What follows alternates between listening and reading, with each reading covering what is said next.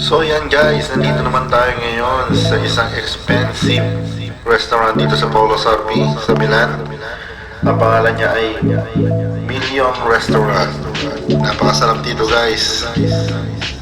Sa mga hindi pa rin try niyo po dito. Napakasarap. Makikita natin dito ang mga karneng ginagamit nila na napaka-fresh.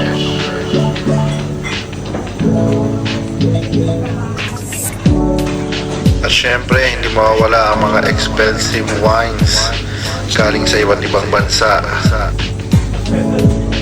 Pagpasok nyo pa lang, mararamdaman nyo na ang pagkasosyal ng Million Restaurant.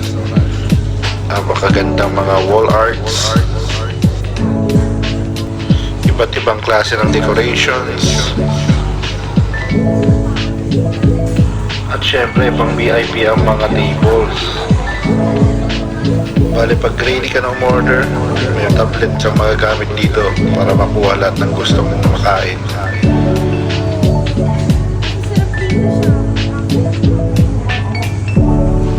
Makakain mo lahat ng gusto mong kainin dito sa restaurant na to. Only seafoods, only black angus, only bone marrow, only wagyu meat, at iba pang special foods. At syempre may payakult pang kasama.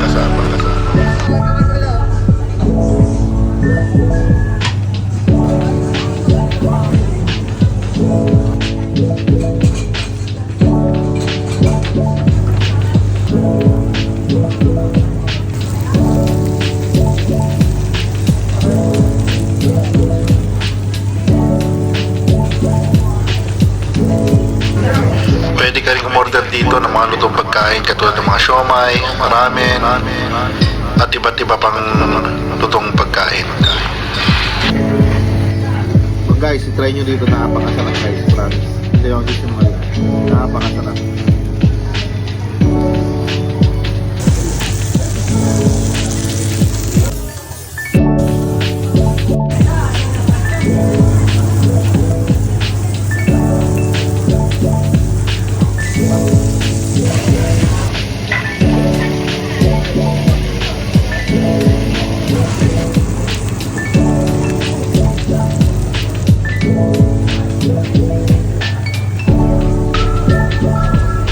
Guys, busog na busog kami.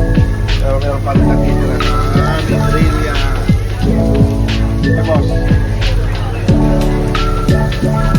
Yan guys, napakasarap dito sa restaurant ng 1 Million. 1 Million ang pangalan nito. Napaka-social guys. Napaka-social. Napakasarap ng pagkain.